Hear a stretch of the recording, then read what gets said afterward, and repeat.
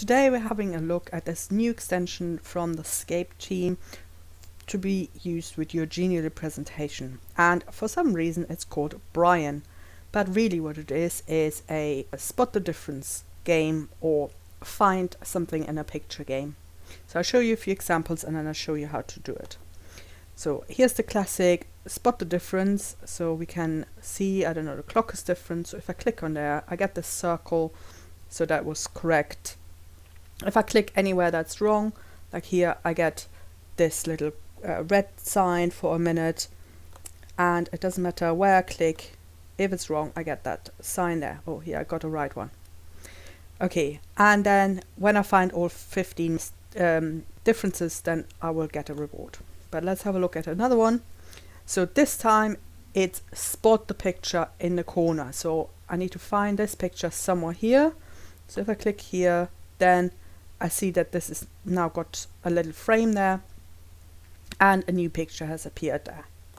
There we go, and then another person. And if I go back into this, the questions are always in the same order, but I can also have them randomly. So for example, in this picture here, so the other two examples, they were from the original Scape presentation. This one is the one I've made to show in a minute how to make this. So in this activity here I need to find the orange, but no, I clicked the wrong one, so I get a little red one. Where's the orange? Here's my orange, and it collects the orange at the bottom there. So now I need to collect a pair, and so on. If I click something wrong, I get that red hand, and I only have 3 chances, so once I get to 3 wrong ones, then it's game over, and now if I click on the picture nothing happens. Okay, so this presentation here with the fruit combines all or nearly all the different options there are for this, and I'll show you in a minute how to do it step by step. The first thing you need to do is download this template, otherwise you can't make it this game. So find the presentation in the description and then click on reuse this Genially. For that you need to have a free account.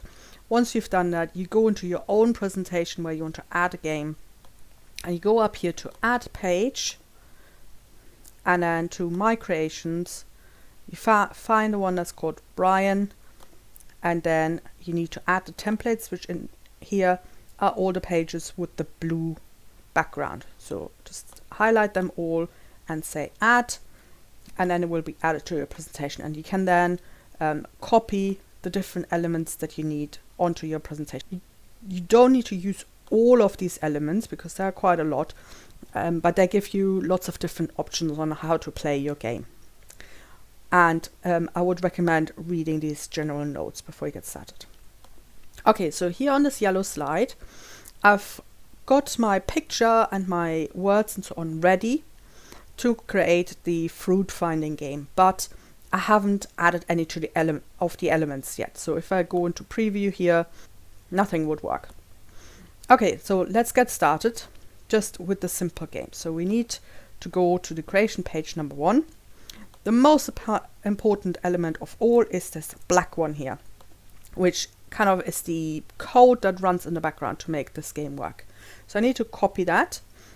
I also need at least one of all those first 4 elements. So I'm just taking them all at the same time here to make it a bit easier. So this is the minimum I need for my game to work, those 4 elements. Okay, so the black one I can just keep in a corner somewhere, and they will all be invisible anyway, so it doesn't really matter where they are. Then the click element, that's the one I need to group with my with the correct place in my picture. And because my fruit aren't individual pictures, but they're all on one picture, I'm going to put these ticks in the right place, and that means this is the area where people will need to click. So what have I got? I've got pears, grapes, and an orange, which is over there. So I'm putting that there. And now I group it with this element, and I can make it bigger and smaller. So this is important because, for example, for the pears here, they are quite big, so I can make sure that really my element covers the whole of this area, because otherwise if I keep it too small and someone clicks on this pair, they would get a wrong message, which obviously we don't want. Okay, so what I need to do is I need to group this with this tick there. So the easiest way is if I lock this background picture and then I draw a box around this click element and my tick, and then I use Control G to group it, or you can click this element at the top. But actually I need more of this element, so let's get rid of this. So I need 3 more of these to make sure that they cover exactly the area that I want the players to click. So the apple there, the grapes down here, and the orange over here. So this one I want quite small, and now each one needs to be grouped with something. So I can't just have the area there. It needs to be grouped with a tick or a circle or anything. If you don't want this object to be visible, that's fine. You can just make it invisible up here. So if you go to this element and then turn it to 0, it will be invisible, but it needs to be grouped with something. So I quickly group these things. Okay, so now all my elements are grouped. Now I've got these two. So the red element is what appears when you click the wrong thing. So if I click anywhere that's not one of the green boxes here. So what I need to do is group it with this wrong button here. So just group this. It doesn't need to be anywhere on the picture. It just can be in the corner somewhere, because it will automatically appear wherever the person clicks. But for that we need to define where our game area is, which in this case is this whole picture of the fruit. So I need to group that with the purple box here. So that's my game zone. Let's group these together. But because I've grouped it, it now moved it to the foreground, so I need to move it to the back. Okay, so now the game knows that this is the area where I want to click. So if you don't have a big background picture, again, you can just add a square, for example. Here you could just have a giant square in the background, make it invisible, and group this with your purple zone button here, so we know that this is the area. Okay, let's try it out. This should be the simplest version. So in this case, all my questions appear at the beginning, so I can answer them in any order. So let's try. The grapes are correct, the pears are correct, the orange and the apple. And if I click anywhere else, well, now I've won the game, so let's try that again. So if I click anywhere that's wrong, then I get that red thumbs down. But the right area, I get the tick. Okay, so this is good if you just want them to be able to find this fruit, or if it's spot the difference game, where it doesn't really matter in which order it's answered. If you want to make this more educational, actually check their understanding, then you want just one of these questions to appear at a time, and they have to find the right picture for that question. So for that, we need to go back to our first creation page, and we need to find the question box. So now you might have noticed that these different zones here, they keep on changing their color, and every time I go in and out of the presentation, they change their color. That is to help you to match them up. They also, if I zoom in, you can see they also have numbers. So this one here is the zone 0, so it always starts with 0, weirdly. Then we've got 1, 2 and 3. And now I need to make sure that this matches the order of my questions. So I need to make sure that 0 is going to be the pears. So actually I need to start down there. Then I copy and paste this again. Then what was 1? 1 was the grapes there. Then I need the the apple, and then the orange is the last one. Okay, so now if I go in and out and in again, you can see the question boxes here also have changed their color, which now really helps me check if I've got this right. So the green one goes with the green one, the purple question goes with the purple picture, and so on. So I can quickly check if I've got them correctly matched up. But one thing that might confuse you is once you start grouping them, that changes the order of things. So really, the order in which I create these question boxes doesn't really matter. What does matter is in which order I group them. So I need to make sure that that matches the picture as well. So 0 was the pairs. So I need to group pairs first. And you can see it changes back to this green background. But if I go out and back in, I can now see that this says question 3. That's because the other ones aren't grouped yet. So I'm just grouping them in this order for now so you can see what happens.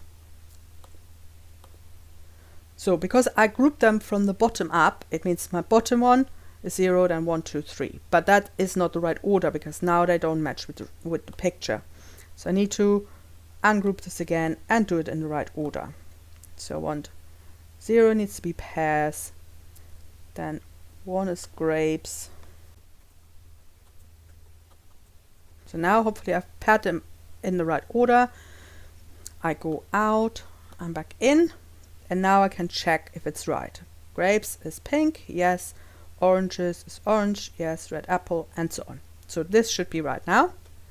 So now it will always start with pairs because that's the first one I grouped, and this is my 0 element, so this will always appear first. So I group this, then it will always go with the grapes because this is element 1, apple, and oranges. Because I can only see one question at a time, I might as well pile them all on top of each other. So for that, I just draw a box around all of them, and then I go to my align tool and align them nicely so that they always appear in the same place. So now you can see what it looks like in play mode. So pears there, then grapes, and so on. So it looks a bit weird when you go into edit mode, but in play mode it makes more sense. Okay, so let's say I want them to appear in a random order. So for example, so that different players can't copy each other. So I go back to my template and I copy here the alternative box or element, and I go back to my presentation and I just need to group this with my function box up here. Just group them together. So now hopefully it will be in a different order. So now it's starting with grapes and then come the pears and so on. So I could leave my game like this, or I can add some more elements. So let's try out giving some feedback. So for feedback, we've got these elements here. I haven't quite worked out what the difference is between the first one and the last green box because both seem to appear at the same time. So I'll just go with the first one here. This will appear once I've found all my different objects. So I copy this into my page, and here's already my text I've prepared. So I want them to be able to go to the next page if they've found all the fruit. So I group it, and then I could add a link to go to the next page. Obviously that only works if the arrows are turned off, so they can't get to the next page until they've played the game. Okay, so let's try this out. So at the moment it's invisible. Then I quickly play my game. And yes, now I can click on here to get to the next bit. There are these two green elements. The first one is meant to appear in any case, even if I've made a few errors on the way. The bottom one is meant to appear when I've got 100% right, but when I tried it out, both appeared. So I'm not quite sure what I did wrong there. Then there's also the game over element, so this red element here. This appears when you've reached a certain score, which we come to on the next page. So we'll leave this out for now. Then there's the display element. So this is quite handy if you want something else to appear somewhere else on your page, depending on what was clicked. So I just take this display element, and I need 4 of them again, because I've got 4 objects. And if I go out and in, you see that they're also matching the colors of my questions. So in this case, I want the players to be able to collect those fruit, and I want the fruit to appear down here. Let's say that's their inventory. Obviously, my page is very simple, but you could have a nice picture of a bag down there where they collect the fruit. And again, I need to really make sure that the colors match and that I'm doing it in the right order. So my first element is the pears. So I've got some pictures down here. So the first one is the pears. Element 1 is grapes. Then we've got an apple. Then the orange. Okay, so now I need to group them in the right order. Group. In this case, it doesn't really matter if it covers the picture or not. It just needs to be grouped somewhere. And every time I group it, it changes the color. So I need to go out and back in again. And now I can check. Oh, these colors aren't very good. Let's try that again. Okay, now I can see pink goes with the pink pears, green goes with the green grapes, and so on. And I can also check the numbers just to make doubly sure. So let's try it out. Now orange, if I click on the orange, then I collect the orange down there, grape, and so on. So it's showing them in the right order as I collect them. I can also make this a temporary thing. I just want them to kind of flash up and then disappear again. So I need this temporary element, which again I just need to group with my function up here. And because the function is already grouped with this element, I just put them all together. That's okay, they're all one big group. So now let's try that out. If I click pears, it just shows the pears really quickly and then they disappear. Oops, that was wrong. There you go, and the grapes disappear. You might not have noticed, but once I've got these display elements, they flash up, but the tick symbols don't show anymore now, because I am getting the feedback at the bottom instead and not on the picture anymore. But if I do want them to show up, I can just use this element here, which is called display also. It's this other red element, and again I just put it into this group with the function and all the other things. So my function group is getting quite big here. Let's try that. So now grapes, if I click here, it shows the tick and it shows the picture of the grapes at the bottom, but only temporary because I've grouped it with a temporary icon. The last step is to add scores. So you can show the scores of how many correct and how many wrong clicks the players have made. So for that I need the purple and the red boxes from the third template. So I put them somewhere where I want my scores to be displayed, and they need to be grouped with a text element. The text doesn't really need to say anything, like here it just says X, and that's absolutely enough. But it needs to have some kind of text. So now, if I go back in, you can see it's automatically on 0. And if I click something correct, then the top one goes up. If I click something incorrect, the bottom one goes up. Okay, so this isn't very clear now, so maybe I want the top number to be green, so the players know that this means it's correct. So I can change the color of this X here, and that will then also change the color of my number. Okay, so this way you can change the size, the font, the color, and so on of your score here. Now I can also add a global score. So if I've got for example, 3 games in a row that involve this game, and I want to show an overall score, then I can add that. So I just need to group it with some random text again, and I go back in here, and you can see it already shows 1 and 7 because I've already played the game. So it remembers from other slides or from this slide, if I've already played it, it shows me how many I had correct and how many I had incorrect. So if I do the grapes here, the correct one goes up and also goes up there. But let's say this is my very first page, or I want to start a completely new game, then I can add this element here, which is the global blank element, which means it resets that score as soon as I get onto this page. So let's add this to our big group up here. So this needs to be grouped with our function element. Group it together. And now you can see it has reset it to 0. And only when I start playing, then it goes up.